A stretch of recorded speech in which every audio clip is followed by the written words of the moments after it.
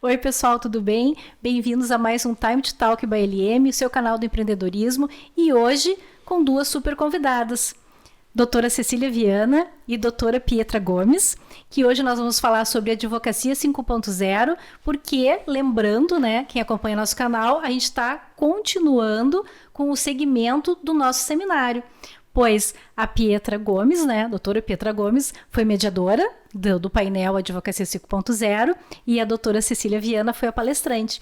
Então hoje a gente vai brindar vocês com mais um pouquinho desse conteúdo, porque lá a gente teve 45 minutos, depois perguntas e respostas, mas o assunto é instigante, sempre fica faltando um pouquinho. Então aproveitem o conteúdo e bem-vindas, meninas. Obrigada. Muito obrigada. A gente está aqui e poder conversar sobre esse assunto tão importante, né? Tão atual, né? Um assunto que a gente tem que estar sempre nos renovando. E também um assunto muito dinâmico, né? Que a cada dia, cada ciclo tem uma novidade. Então, que bom. Muito obrigada por estar aqui mais uma vez ao lado de vocês. Eu que agradeço, porque foi difícil, pessoal de casa, conseguir alinhar a agenda dessas gurias, mas conseguimos. Obrigada, Claudinha, obrigada, Pietra. O meu doutora pode deixar de lado que eu dispenso. Aqui somos só a Cecília, a Claudinha, a Pietra, acho que da mesma forma, com certeza, né? Legal. Com certeza. E muito obrigada novamente pelo convite, né? Foi um prazer palestrar no evento, que foi de uma magnitude ímpar, e agora é um prazer de novo estar aqui nesse novo formato, nesse outro formato, para falar do mesmo assunto, que é um assunto que todos nós gostamos tanto. Legal. Então vamos lá. Então vou passar a bola para vocês duas, né? Não sei quem começa, para a gente falar um pouquinho então sobre essa Advocacia 5.0, essa novidade toda, porque tá muito atual a gente falar sobre a Advocacia 5.0, justamente por causa também dessas novas tecnologias. Então, reforçar, né, a esse profissional do jurídico, né, dizendo assim, e até também para quem dá o suporte também para ser jurídico, ser mais humano, né? Sim. Né? Então, vamos lá. Vamos lá. A gente falou bastante no evento, e aqui também acho que a gente precisa fazer a mesma observação, né, Pietra? O que é o grande diferencial, né, não só da advocacia, mas da sociedade 5.0 para a sociedade 4.0. É justamente colocar o ser humano no centro das relações, né, na sociedade 4.0 e, naturalmente, na fase que a gente denomina de advocacia 4.0, dominou e se falou muito da automatização de processos, da digitalização, foi a fase em que os processos também passaram a ser praticamente eletrônicos, como a gente já tem aqui no Rio Grande do Sul, na Justiça do Trabalho, que é onde nós duas, inclusive, atuamos, já é 100% eletrônico há muito tempo. No Cível está um pouquinho, na Justiça Federal como um todo já é eletrônico há mais tempo. No Cível está um pouquinho mais atrás, mas a gente acompanha que, assim, a gente sabe que o processo físico já é um processo do passado, né? Não faz mais parte nem do nosso presente, mas isso tanto é do passado que era o que a gente falava e se preocupava muito lá na fase da advocacia 4.0, onde se falava, claro que a gente ainda fala muito, os robôs vão substituir os advogados, os processos automatizados vão tirar espaço no mercado de trabalho, na advocacia. De certa forma, se a gente olhar para a advocacia tradicional, para a advocacia do passado, a gente vai concluir que sim, né? Que vai tirar espaço do mercado da advocacia. Mas a gente falou no evento, estava falando um pouquinho antes da gente começar, a gente sabe que a advocacia é muito mais e muito além disso, né? Na verdade, esses processos tecnológicos todos, eles devem vir e vêm para melhorar a essência da advocacia, do que é efetivamente advogar, não para substituir o advogado, para auxiliar, mas sim vai substituir rotinas e processos no sentido de procedimentos, de processos internos, de fluxos de processos dentro de escritórios ou de departamentos jurídicos, que são mais burocráticos, repetitivos, mecânicos, mas não aqueles pensantes, como a gente diz, né? Porque pensar é papel do advogado, é a arte do advogado. Um robô jamais vai nos substituir nisso. E a Sociedade 5.0 vem e coloca o ser humano no centro desta sociedade. E o que isso traz de impacto na advocacia? Traz justamente a gente passar a olhar e priorizar os interesses do ser humano, muito além de um processo judicial, muito além de um número, muito além de um volume que foi muito priorizado na fase da advocacia 4.0. Existia uma preocupação em ser célere, em ser produtivo. Hoje a gente sabe que a máquina vai fazer isso e vai nos auxiliar com isso. Mas eu acho que o futuro pede muito mais, né? A advocacia 5.0 ela não é futuro, ela já é presente, mas a gente está numa etapa de transição e precisa se preparar para aquilo que a sociedade nos exige, né? E a advocacia tem que andar, tem que estar lado a lado com as necessidades da sociedade. Hoje, mais do que nunca, a gente fala em experiência do cliente, na valorização do ser humano, no ser humano no centro dessas relações. Então, a advocacia vai exigir essa mesma atenção, esse mesmo cuidado, essa mesma estratégia. Então, são habilidades muito diferentes daquelas que no passado foram classicamente valorizadas, né? O advogado é muito mais do que só a parte técnica do direito Sim. e da advocacia. Dá uma provocação agora para a Pietra. Eu recentemente fui num seminário, né? E a gente vê que tem várias falas, né? Eu tinha conversado um pouquinho em off com a Cecília sobre isso, que são muito bem construídas e te leva a crer que realmente é a morte do direito, né? Que realmente era esse o tom, né? De uma das palestras do seminário. E construiu de uma forma bem interessante sobre o esvaziamento do judiciário aos poucos referente à inteligência artificial, quando realmente, não agora nesse momento de transição, que está todo mundo meio que tateando, sentindo, enfim, mas quando a inteligência artificial já tiver no topo, já realmente analisando as decisões de uma forma objetiva, reta, né? Então, ele propôs até o fim do segundo grau. Olha só, o fim do segundo grau, né? Dizendo o seguinte: como é que tu vais entrar com recurso contra uma decisão de um robô, né? Que vamos supor, já como é que eu falei, né? A gente já está anos avançados, né? Então, será que isso vai ser aceito? Ele deu uma provocação, né? Foi bem interessante. Como é que vai acontecer isso? Será que vai existir esse recurso, né? Será que as teses, tantas, né? Vamos falar um pouquinho sobre justiça do trabalho, tantas teses jurídicas, né, da área do trabalhista, tanto da parte autora como da ré. Será que se a gente vai ter agora decisões retas que o robô vai analisar, é isso ou não é isso?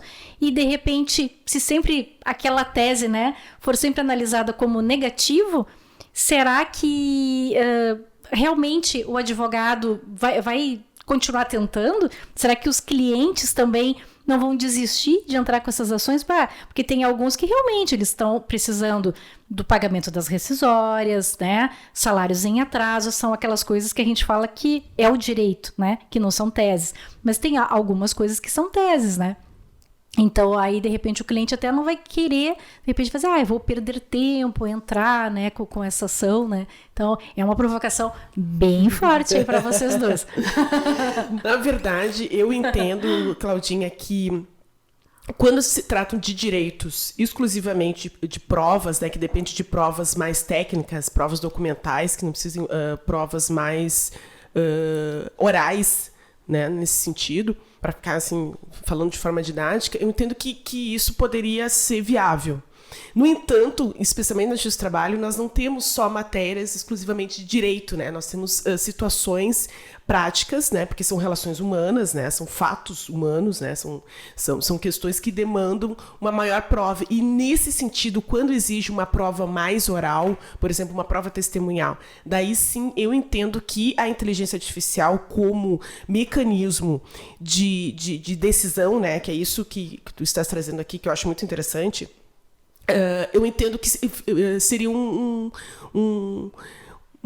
como é que eu vou dizer, não um bloqueio, mas uma maior dificuldade, assim, um desafio muito maior com relação a essas demandas. Porque quando envolve provas, a análise de provas difere muito, né, de um julgador para o outro. Apesar de ser o mesmo direito, apesar de ser as mesmas legislações, mas o olhar para aquela determinada prova, né, diferencia. Então, uma decisão que eu vou ter no segundo grau, isso a gente vê muitas vezes, né, doutora Cecília, na nossa prática da advocacia trabalhista, uma decisão que nós temos no primeiro grau, chega no segundo grau, né, no tribunal, ela se modifica, porque o olhar dos julgadores, até porque não é um julgador, né? Sim. São mais julgadores. Sim, então, na verdade, eu tenho um panorama, né, daquela análise de prova muito maior do que um jogador. Então, para esse tipo de demanda, eu entendo que teria a inteligência artificial como um mecanismo, né, de decisão, mais um mecanismo mais automático, né, não sei se é a palavra correta, teria um maior desafio. Né? E daí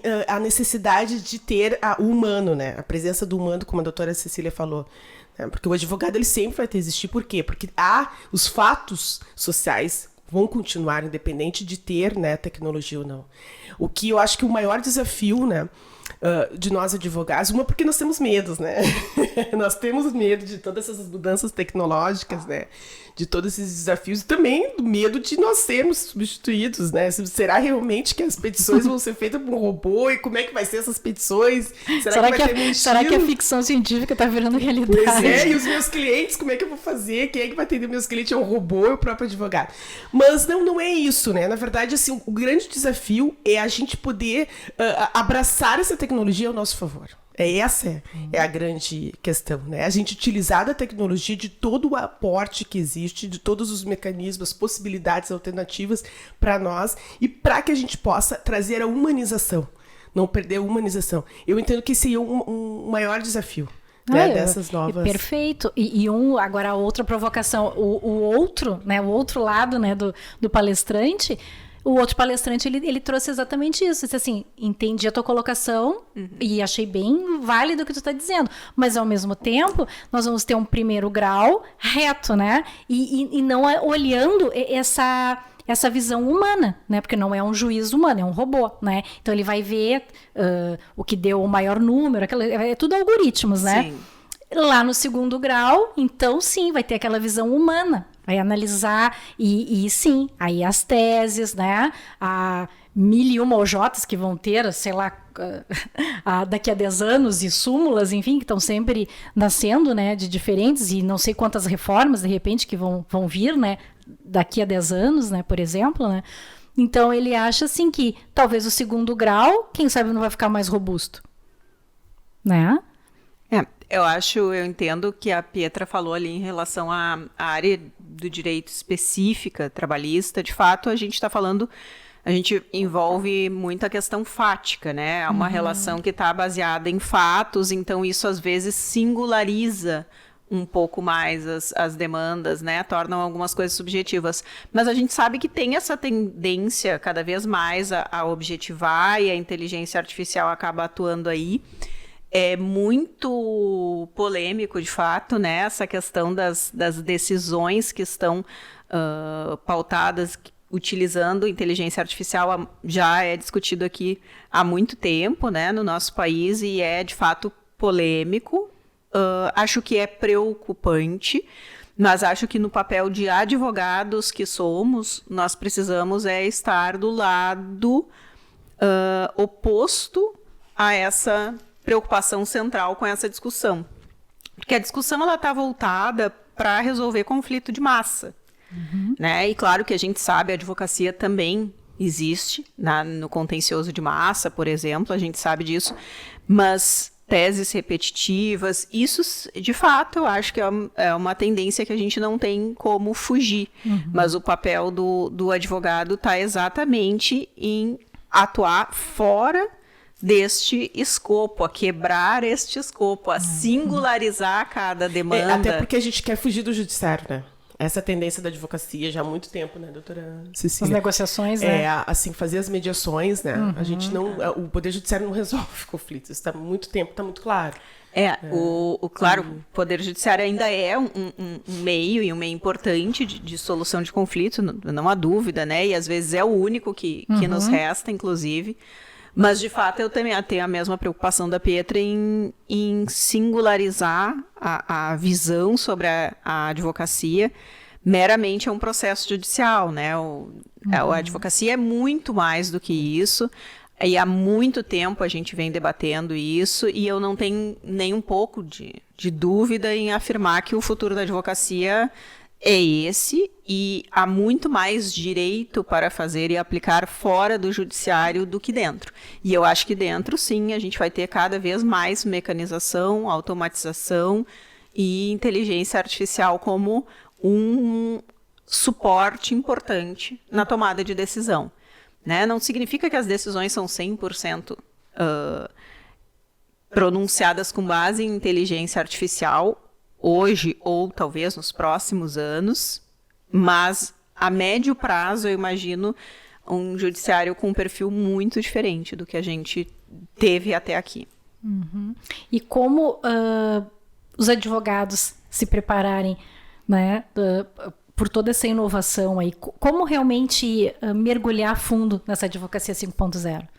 Eu acho que primeiramente estudando, né? A gente precisa primeiro saber, né? Quais são as novidades, quais são as diretrizes dessa advocacia 5.0, né? Eu acho que tem que ultrapassar o medo, né? A resistência, né? E estudar e saber, e também assim, buscar aliados, né? Buscar parceiros. E sair da posição de conforto, né? Eu ia dizer, ultrapassar preconceitos, sair porque, da zona de conforto. A advocacia, assim, isso nos trouxe, né? Gurias, muito claro, né? Com a pandemia, não sei se vocês perceberam, mas para mim ficou muito mais acentuado na pandemia, no sentido que a advocacia não é mais a mesma, né? Aquela advocacia tradicional que nós, na época que, pelo menos que eu me formei, né? Hoje a advocacia está muito mais aliada com outras áreas, inclusive uma interseccionalidade muito forte na parte técnica, e também a gente buscar parceiros, né? Sim. Parceiros, profissionais de TI, né? É extremamente importante. Outras ferramentas também de resolução de conflitos, né? Que às vezes também, como a doutora Cecília comentou, que nós comentamos aqui, né? Às vezes há uma resistência ainda, né? De judicializar os conflitos, e isso também hoje está indo para um caminho de não ter volta mesmo, né? Porque muitas vezes a gente não encontra respostas no próprio Poder Judiciário e não resolve efetivamente, né? Uma sentença, uma decisão judicial, não, por vezes, às vezes não resolve aquele conflito. E o que nós, como advogados, né, advogados queremos é resolver o problema do cliente, né? Muito, muito além do conflito, né? A gente sempre quer resolver aquela situação naquela empresa, para além daquele... O conflito, na verdade, é um estopim, né, de uma decisão. Sim. Mas por trás daquela situação ali, há outras relações ali que foram violadas ou não, enfim, há desentendimentos, né, por vezes. Então, essa advocacia 5.0, ela traz tudo isso, né, esse novo posicionamento do advogado, inclusive no mercado, né? Um novo olhar que nós temos que ter para a nossa própria advocacia, olhar para os nossos negócios, para os nossos escritórios, né? E ter a consciência de que nós precisamos nos adaptar e não deixar que resistir com relação a isso ou apenas criticar, mas assim, ter uma posição até humilde no sentido de saber, olha, eu preciso saber o que é isso primeiro, né? Vou tentar entender o que é, né? Primeiramente aquele olhar de bicho sete cabeça, né? Então ultrapassar essa barreira e buscar também aliados, conversar com outros advogados. É importante a gente ter essa seminários, relação. Cursos, Seminário, né, curso, e como tu fizeste, né, Claudinha, como a Laranja Maranguelo fez, né, trazer para o debate público, né, essas questões e popularizar esse tema, né? Importante. Porque tem muitos profissionais, não só na área do direito, na minha área, em outras áreas também, sempre a inovação é, como a Cecília falou, a resistência, né? E a resistência daí sempre vai naquela linha. Não, isso aqui não vai acontecer, né? E eu acho que isso que é o errado do profissional, porque assim, tudo bem, tem alguns tocando terror que vai acabar o direito, né?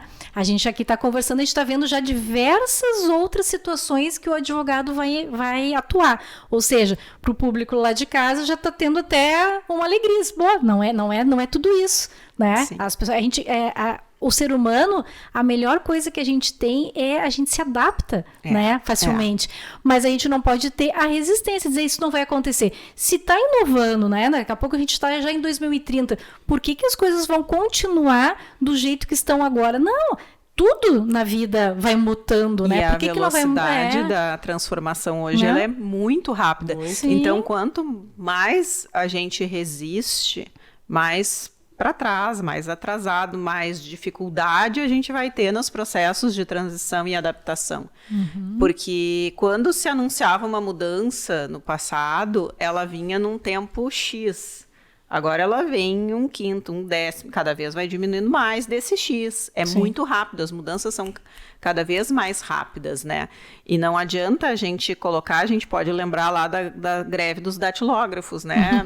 Não teve jeito, os computadores vieram e substituíram aquilo que era a profissão mais promissora e por algum período, era um grande investimento.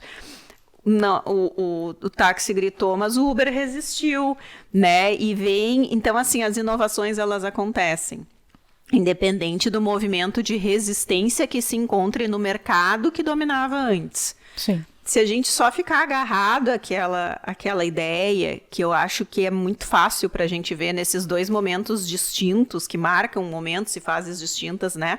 A questão lá dos datilógrafos e também a questão dos taxistas versus Uber.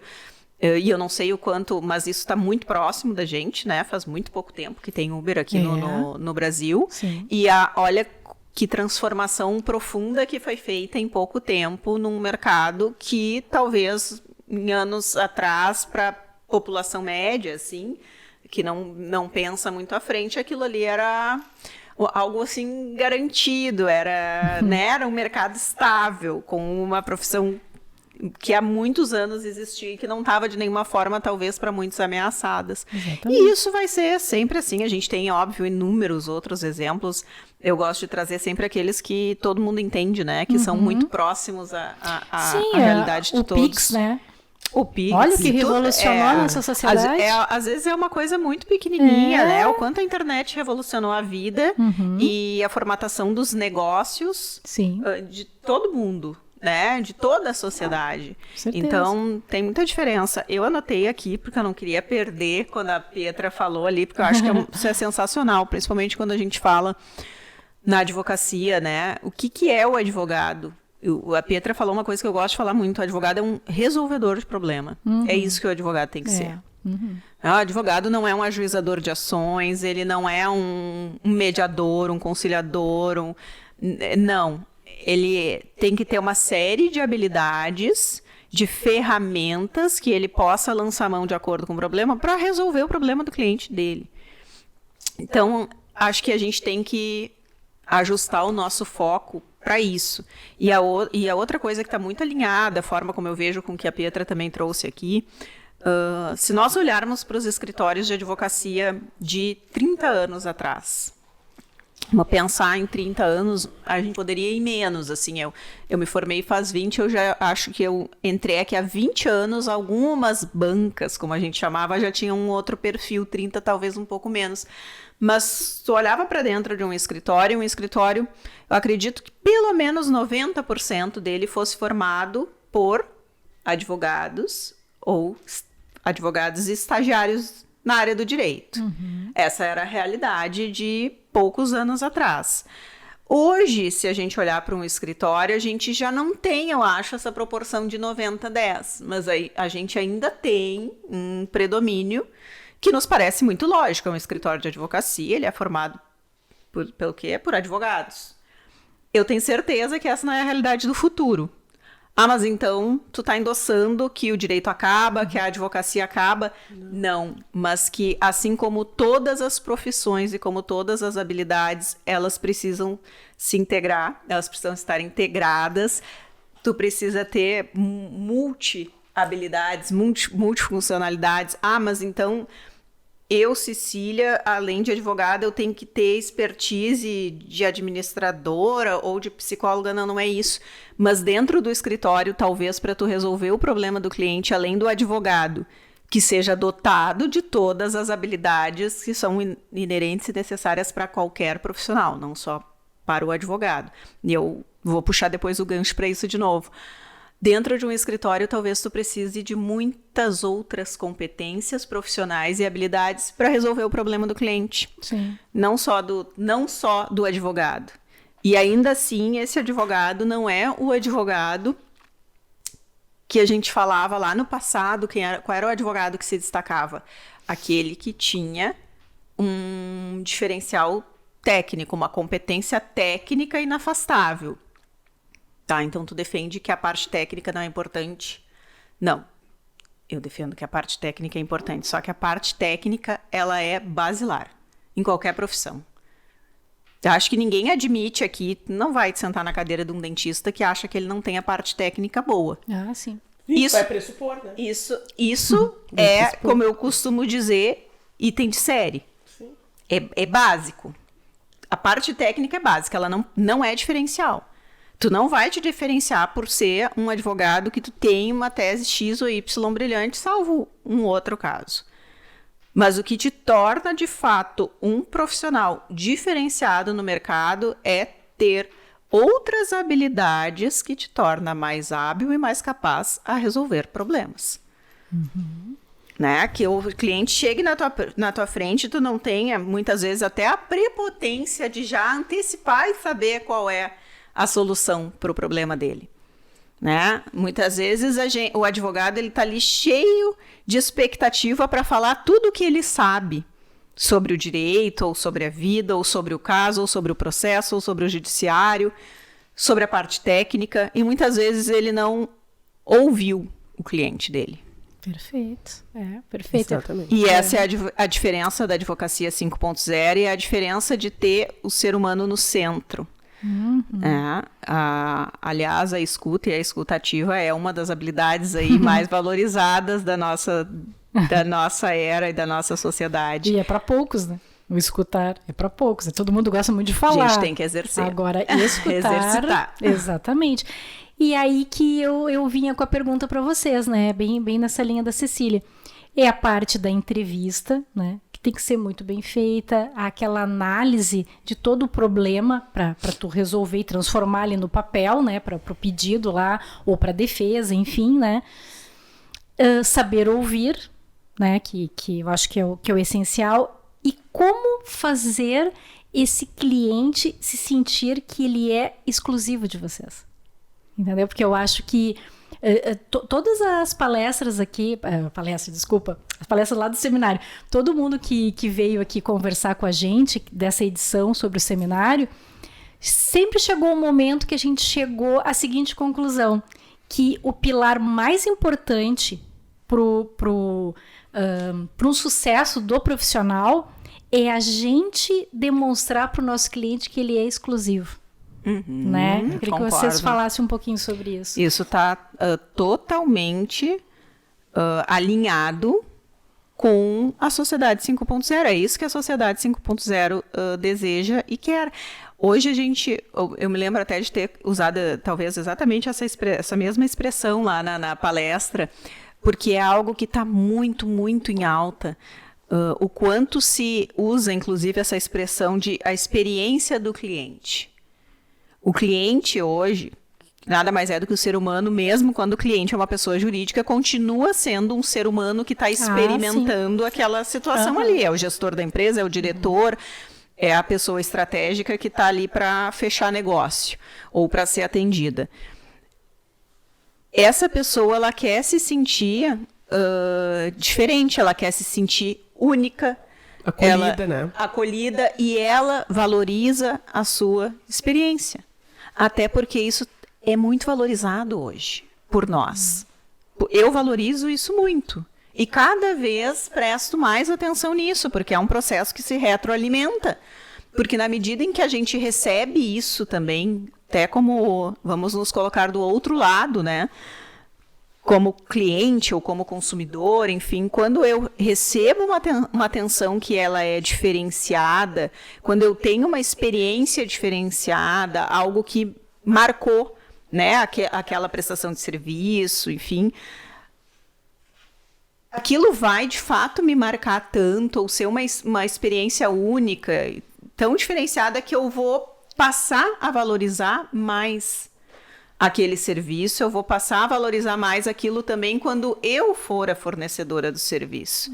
Porque experimentando eu também consegui sentir o que aquilo significa para mim. eu particularmente até tenho vários exemplos assim sobre isso. Não, a ideia até não é trazer aqui, mas acho que a gente pode pensar para nossa, pensando aqui como advogada que sou, né? Pensar aqui na minha área mesmo. De que forma eu posso tornar a experiência do meu cliente única dentro do meu escritório? Essa é uma provocação que serve para mim, serve para a Pietra e para todos os advogados e todos os profissionais que estão e vão nos ouvir ainda.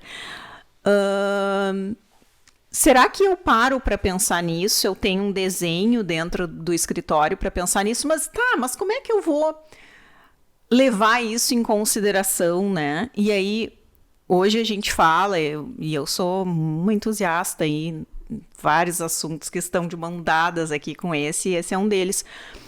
Hoje, uma das coisas que mais se estuda e se valoriza é o quê? A neurociência, que estuda o comportamento humano, que vai nos oferecer essas respostas. E isso não é para o advogado, isso é para o profissional. Todo mundo atende pessoa. Sim. Então, a gente deveria entender de quê? De pessoa. E aí, a gente pode causar um impacto diferente no meu cliente de diversas formas, inclusive intuitivas.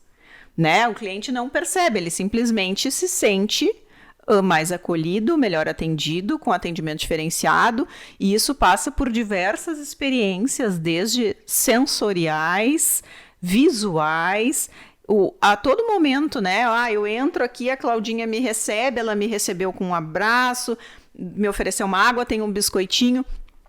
Cecília, isso é tão comum em todos os lugares. Sim, de fato, tem várias experiências que são comuns e tem outras que não são, né? Vamos olhar todas, experienciar todas.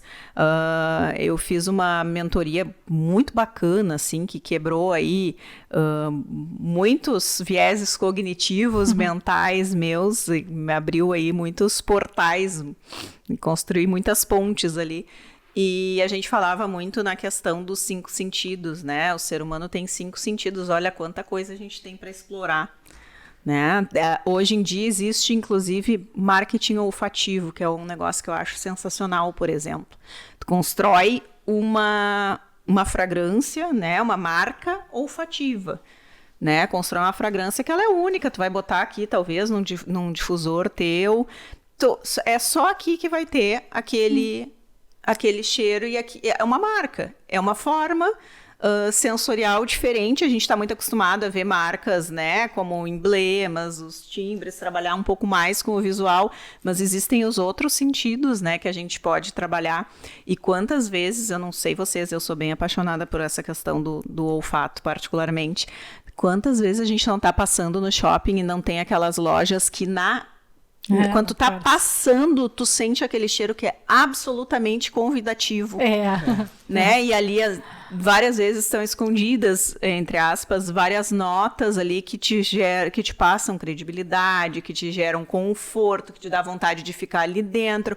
Tu entra, tem uma música boa, a iluminação tá adequada. Então, assim, são tantas coisas que a gente pode pensar para tornar a experiência do cliente única. E aí muita gente que talvez não dê um pingo de bola para isso vai olhar e vai dizer assim, isso é tudo balela. Será que é? Porque o ser humano que a gente recebe no escritório para atender é o mesmo ser humano que consome, protagoniza diversas outras relações. E em todos os outros mercados, claro que no de consumo isso é muito mais explorado e explorado de uma forma mais profissional. Tudo isso funciona lá, não funcionaria pra gente por quê? E todo mundo gosta de um carinho, né? Claro, todo mundo gosta. Claro. Vou contar até pra vocês uma experiência que me aconteceu ontem, eu achei o máximo, porque a Cecília trouxe essa parte das lojas presenciais, né? E eu tô assim, aos pouquinhos, né? Muito devagar, tentando começar a consumir no e-commerce, né? Porque eu não tive, assim, muita sorte nas minhas escolhas, enfim. Aí eu comprei uma biju, né? Aí, para minha surpresa, eu recebi uma mensagem no WhatsApp da moça, que ela disse, mas eu queria saber o tamanho do teu pulso, né? Aí, primeiramente, aquilo eu achei meio chato, né? Porque eu pensei, eu quis comprar pela internet e ser uma coisa mais rapidinha, né? Tá, mas tudo bem. Daí cheguei em casa, medi o pulso, falei com ela, daí ela me mandou, daí ela já me mandou umas carinhas e coisa e tal. Não, amanhã, daí ela já mandou a foto da produção das pulseirinhas. Ai, que legal. Tá? Que legal. Aí eu já comecei, já vi com outros olhos, né? Sim. E quando chegou a mercadoria na minha casa, simplesmente veio com um bilhetinho escrito à mão, fez uma carinha, assim, era super personalizado pra mim, sabe? Então eu pensei assim, poxa, eu comprei virtualmente, mas como se eu tivesse no mundo presencial. Legal, Sim, né? sim. Eu Isso achei bem hoje legal. é tão valorizado que a achei bem gente vê, bacana. acho que esses dias eu li um dado e eu não vou querer reproduzir aqui com medo de errar, mas tem um número muito grande de entregas no iFood que já vem acompanhada de um bilhete escrito à mão ou escrito no papel da caixa. Por quê? Porque é essa necessidade, essa tendência de humanizar aquilo que parece frio, né? No primeiro isso. momento tu acessa ali, é frio. Não é diferente quando tu recebe desse jeito a mercadoria? É claro que é. Muito diferente. Claro, muito. Vão gerando, enfim, são gatilhos e sensações que nos tornam o quê? Provavelmente hoje tu olha para esse local e para essa loja de uma maneira diferente. Tu talvez, só pela pulseira que comprou, talvez não voltasse a comprar lá, mas pelo atendimento que tu recebeu, Sim, ela já ganha uma outra conotação.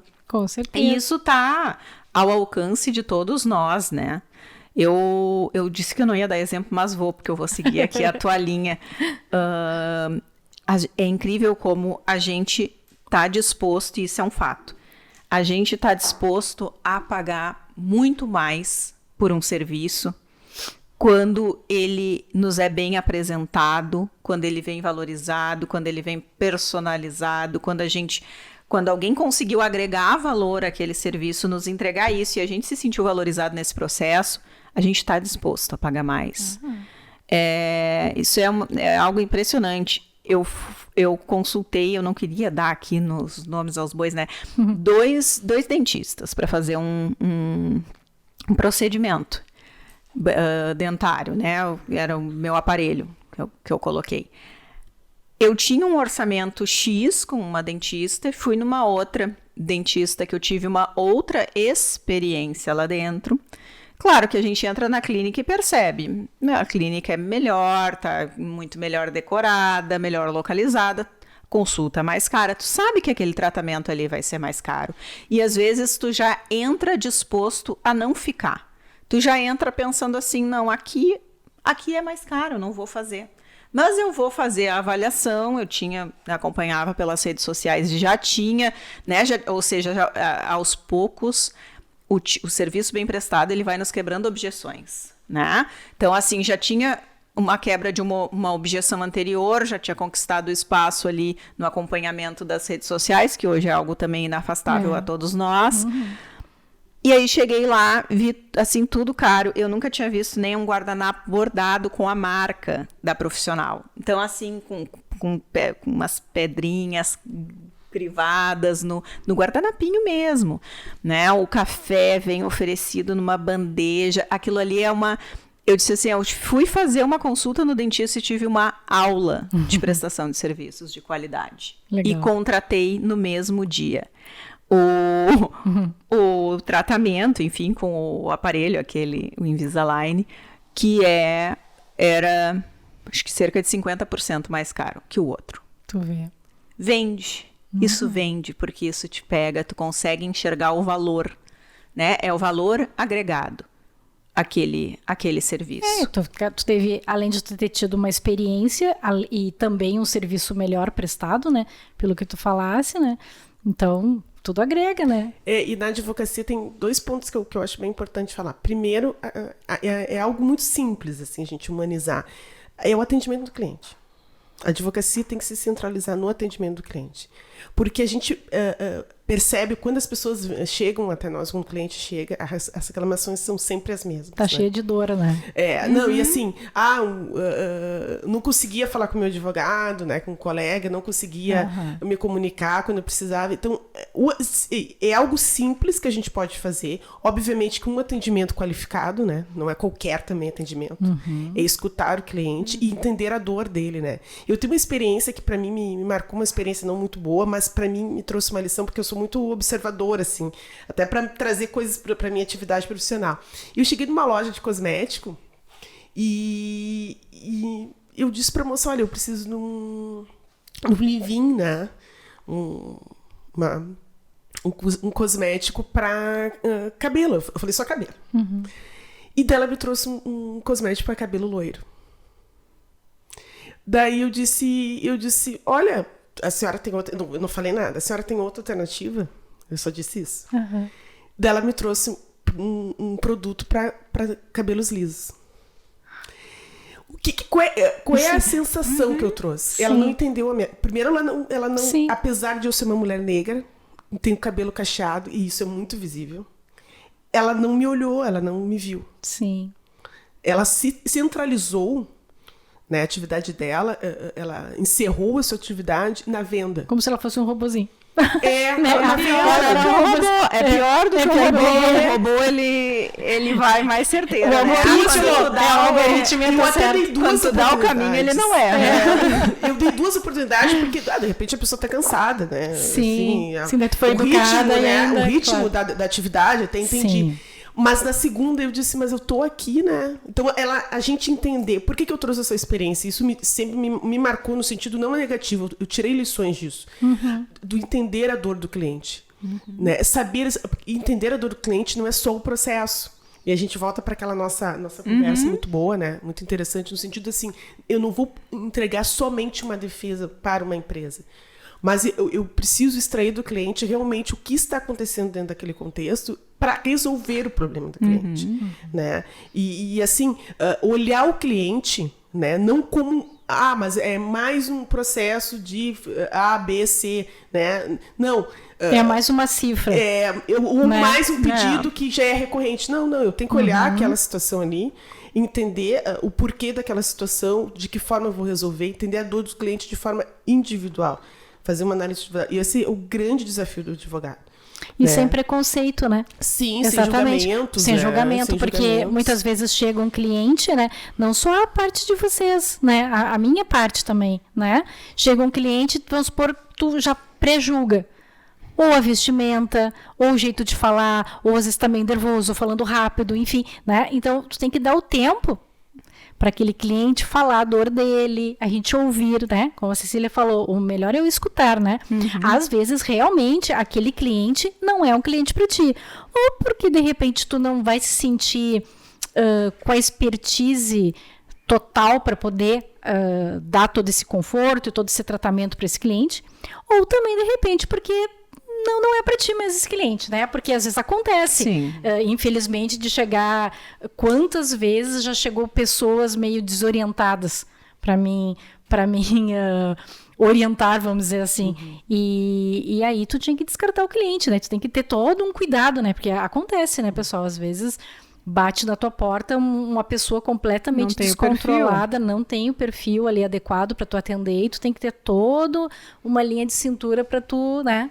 E assim, jogo de cintura, mas os profissionais, a gente não nasce pronto, né? Isso é importante a gente também dizer aqui, né? A gente também não precisa ficar com chicote, né? No sentido, eu não sou perfeito. A gente desenvolve habilidades, né? A gente, o fato de eu ter 5 anos de advocacia não me define, assim, né? As minhas habilidades profissionais. Óbvio que a experiência te traz uma maturidade, né? Um olhar diferente, a forma, né, de atuação. Mas a gente desenvolve isso. Né? O que a gente vê, por exemplo, alguns advogados, alguns colegas, e nós mesmos, né, fazendo uma análise assim, pessoal, alguns advogados são têm mais habilidosos na parte técnica, então outros mais a parte da comunicação, né? Tem outros que é a parte mais administrativa. Mas hoje o advogado ele precisa estar... ter habilidades múltiplas, porque o mercado te diz disso, né? O mercado jurídico, né? O cliente te exige que o mercado isso. Como um todo, inclusive. Então, o advogado hoje ele precisa ter essas... não só, como a Cecília falou, habilidade técnica. Eu ser boa advogada na parte técnica é um pressuposto para o cliente me contratar. Isso é o básico, né? Mas a forma como eu vou atender o cliente, a forma de atuação na própria... numa audiência, por exemplo, né? Que é algo bem importante, né? As relações humanas que envolvem... né, todo esse contexto que gera, né, do processo, a própria atuação para resolver o problema do cliente para além do processo. Então essas questões, essas habilidades são importantes hoje e que a gente pode desenvolver, né? Não tem dúvida. A gente pode buscar profissionais, né? Buscar outras matérias, né? O direito ele não é perfeito em si, eu sempre digo, né?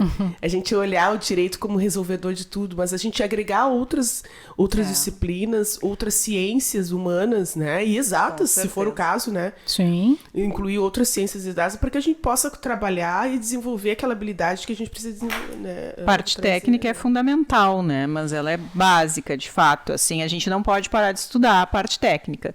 Mas, de um modo geral, a gente sabe que o que faz a diferença em todas as profissões e o que é mais valorizado para o profissional do presente e do futuro são as soft skills.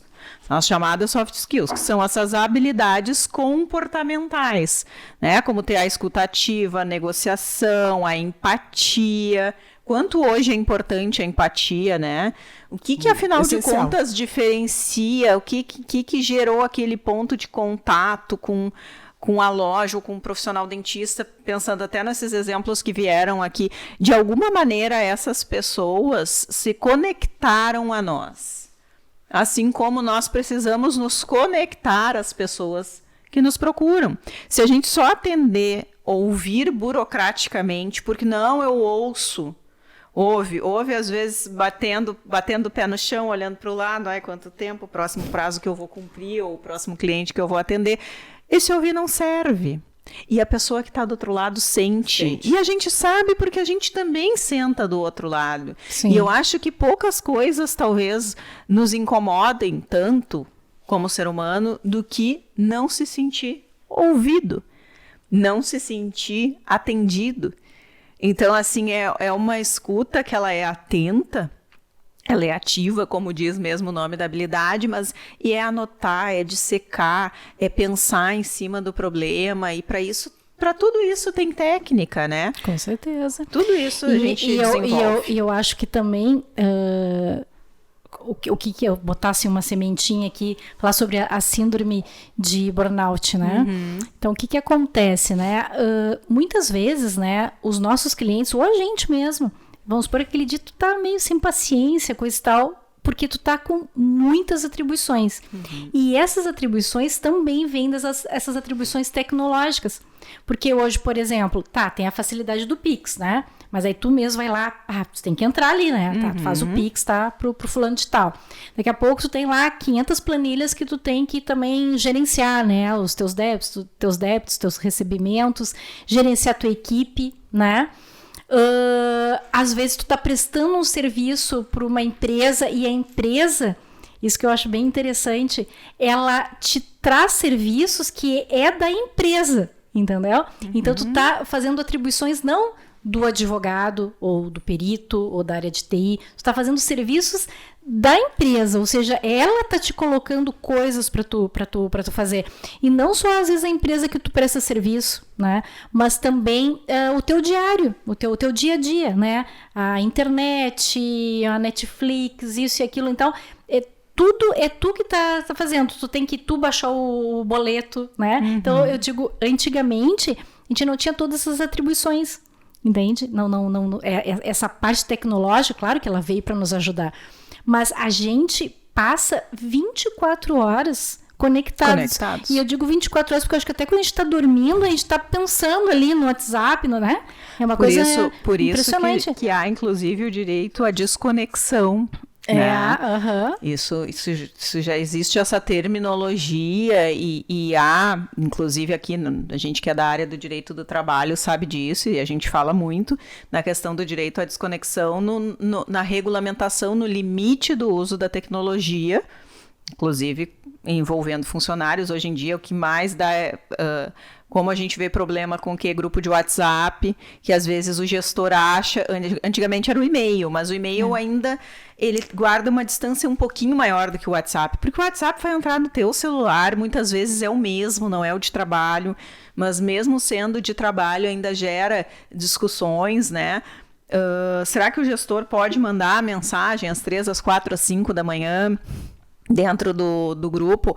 E a gente sabe, quem trabalha para a empresa principalmente sabe disso, a gente não recomenda ainda que a gente possa ter uma discussão em cima disso, porque mesmo que o empregado não esteja obrigado a olhar, tem um limite que precisa ser respeitado. Né? Ético, né? Porque depois para tu entrar nas outras nuances, mas é isso, a gente fica 24 horas conectado. Exatamente. E essa questão da síndrome de burnout que tu trouxe me fez pensar em algo que eu acho tão relevante quanto a gente estava falando muito do cliente, mas a gente aqui volta para a questão da sociedade 5.0, advocacia 5.0, falar no ser humano no centro das relações e da sociedade. E assim, quem é que está ali trabalhando com a gente é um ser humano. Sim. Então, a gente não tem que ter escuta ativa só pro cliente que senta, né, na nossa sala de reuniões e vem relatar um problema. Não adianta eu ser um ótimo profissional. Eu, na verdade, nem consigo dividir essas coisas. Eu acho que quando tu é um ótimo profissional, tu é um ótimo profissional em todos os sentidos. Não tem como tu ser bom pro teu cliente e não tá sendo bom pra tua equipe, por exemplo. São coisas, a meu ver, indissociáveis. Já perde um pouco da qualidade ali do ótimo, né? Cai uns degraus, não tem como separar. A gente tem que ser bom com o ser humano, né? E a gente tem que lembrar que a gente é um ser humano. E como a gente educar a urgência desses clientes, entendeu? Porque hoje, eu estava falando da tecnologia e com isso vem essa velocidade, e essa velocidade vem numa urgência que tudo é para ontem. E daí, quando tu fala com o teu cliente, tu vê que não é tão para ontem. Mas todos eles, além de querer serem exclusivos, é tudo uma urgência, né? Como que a gente consegue lidar com isso? Eu gosto muito de um ditado que diz assim, o combinado não sai caro. Quando a gente estabelece na arrancada as regras do jogo... Inclusive a desconexão. ela fica muito mais fácil de ser executada, de ser observada, porque daí o cliente não cria uma expectativa. Eu nem gosto de usar a expressão assim, é falsa expectativa. A expectativa é dele, né? A pressa, o timing dele é aquele às vezes é o problema da vida dele. Para o advogado que consegue contingenciar melhor, né, contextualizar melhor no mundo das urgências, às vezes é um problema super pequeno. A gente vai dizer para o cliente que o problema dele é pequeno? Não. Até porque a gente não tem o poder. Tu tá enganando. Não é que eu estou só valorizando aqui a importância que aquele problema tem na vida dele, mas ao mesmo tempo eu preciso contextualizar isso para ele. Claro. Então, assim, o combinado não sai caro, né? Se a gente estabelece as regras do jogo ali, como é que funciona, como é que eu atendo, como é que é o tempo de retorno. Acho que são coisas que ficam, assim, muito simples, a pessoa sai confortável dali. Isso. Né? Eu, particularmente, por exemplo, além de fazer esses combinados com os meus clientes, eu sempre tenho uma mensagem automática no meu celular que eu acho que já é um conforto. Por incrível que pareça, né? Apesar da pessoa saber que é uma mensagem automática, ela recebeu, ela leu, ela sabe qual é o timing de resposta. Isso. Então, tudo isso vai nos ajudando, né? Isso aí. E dar respostas também, né? Sim. O cliente quer um retorno. Ele quer um retorno. Isso aí também é um item de série. Sim, então, não adianta você estar em resposta automática. Não pensa ali aquela resposta automática. Não vai suprir. E um combinado muito claro até, que eu, por exemplo, eu esclareço mais ou menos qual é o meu tempo médio de resposta, e eu digo, e se eu não tiver te respondido nesse tempo médio, fica à vontade para me cobrar. Né? Para me encaminhar uma segunda mensagem, é mais urgente, me liga.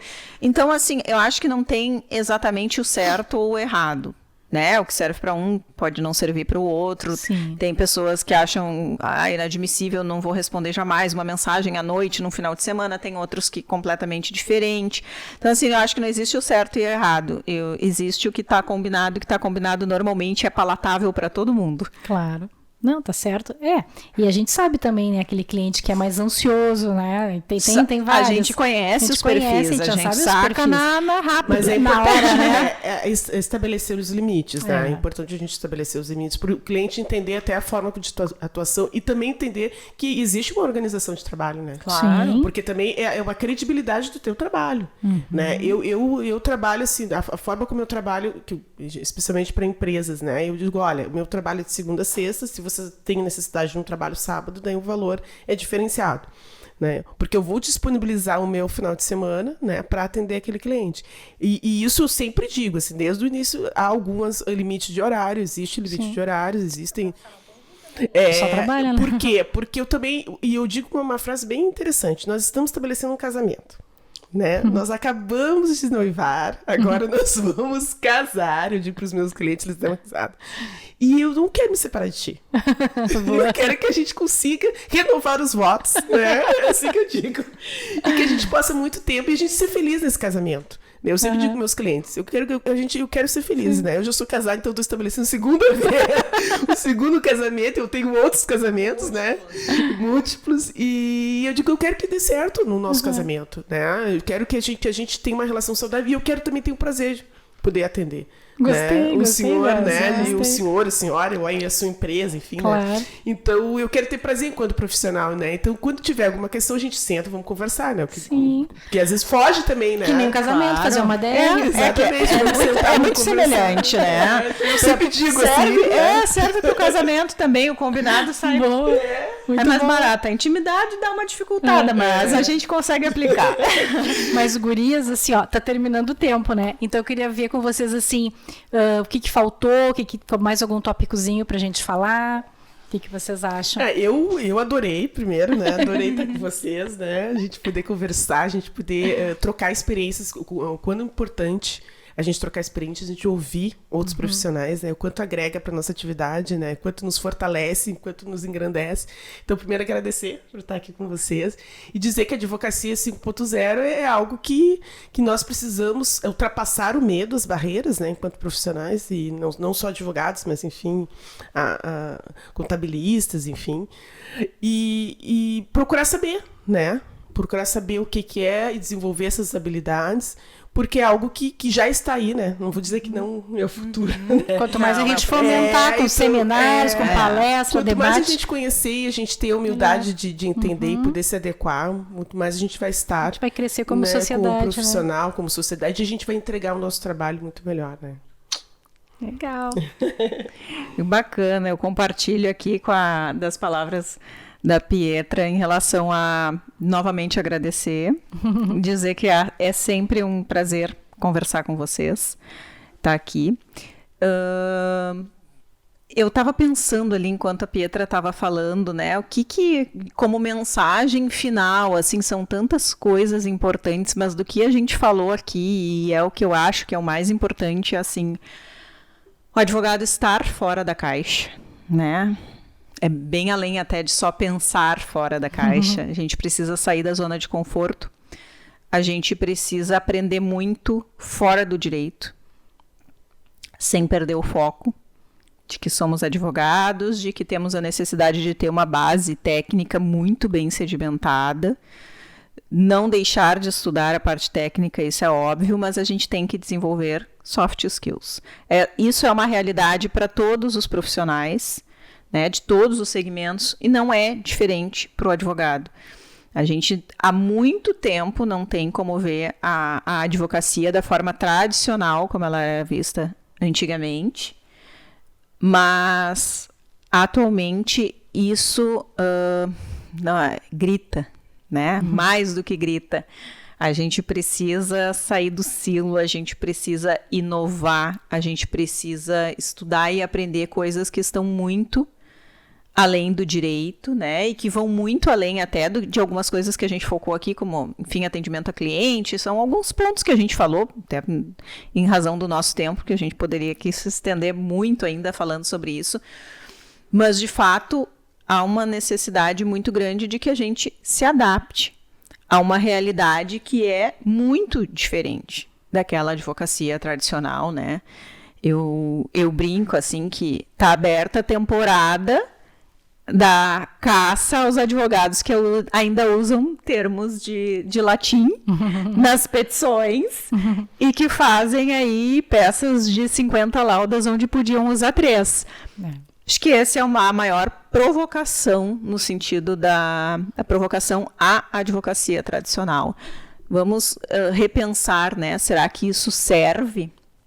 Acho que por muito tempo nós bebemos de uma mesma fonte que visava, talvez, assim, de uma forma até desproporcional, uma alimentação e um processo de retroalimentação do ego, de ter na advocacia uma pompa e uma profissão que era vista, obviamente, como algo muito culto e que se distinguia da sociedade. Não, a gente está dentro da sociedade e a gente serve a sociedade.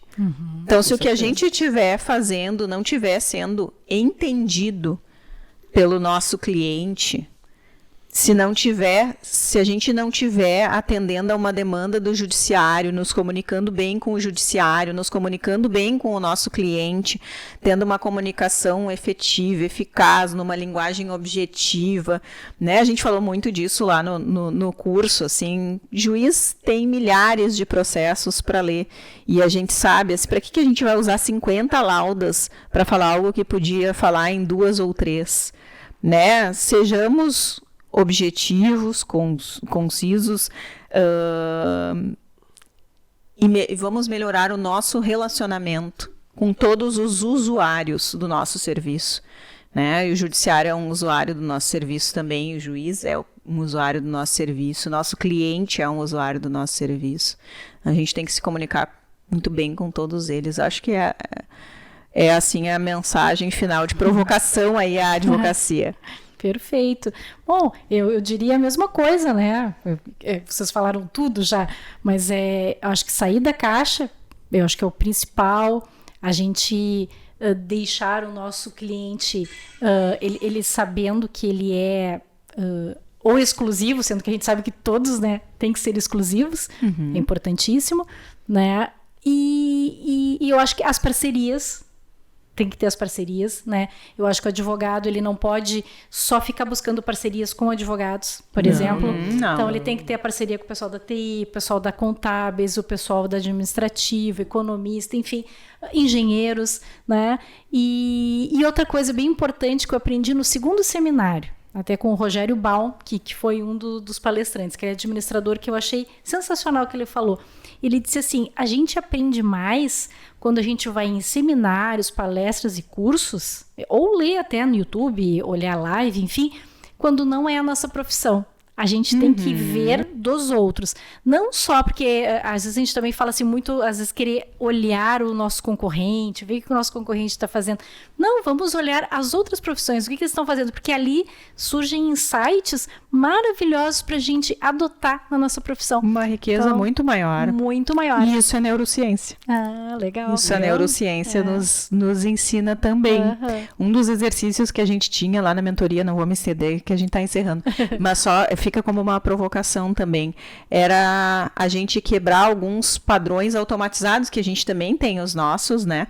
E principalmente, falar com pessoas. A gente tinha exercícios, olha, essa semana, todos os dias, tu vai falar com uma pessoa que não é da tua área. Pode ser o porteiro, o Uber, o dentista, o flanela da rua.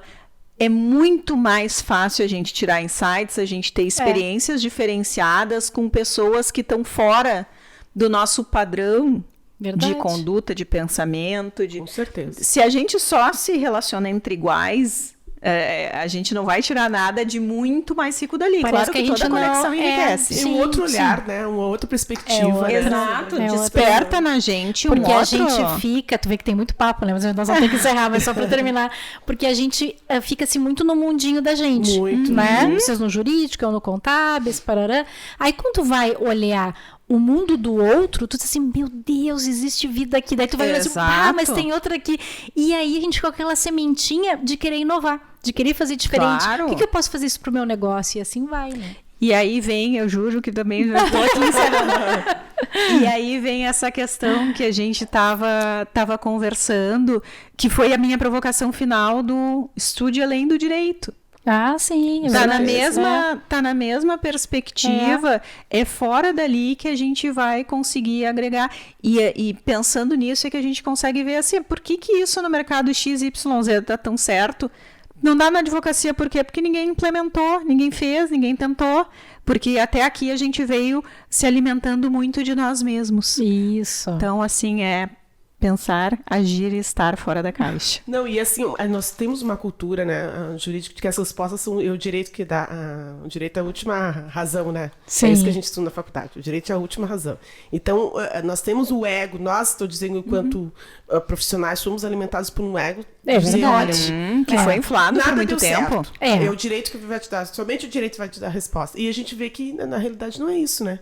Que o direito é uma das respostas. Uma das respostas. Né? E o próprio direito, às vezes, não dá a resposta. Não, mas tem que ser a né? ferramenta. A gente tem que ser a ferramenta, não é? Então, assim, a gente tem que...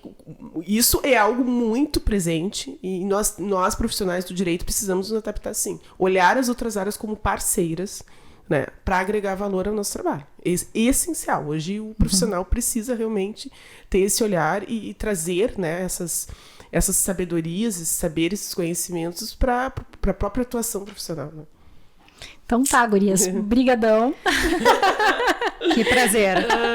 Pessoal, então foi super bom. Vocês viram que a gente vai continuar aqui o nosso bate-papo quando A gente pega um outro a viés filmagem e vai. terminar. Mas então tá, até um próximo Time to Talk BLM, seu canal do empreendedorismo. E na próxima semana, como sempre, vários entrevistados aqui, sempre matando a pau aqui. Então tá, tchau, tchau. Obrigada, Claudinha.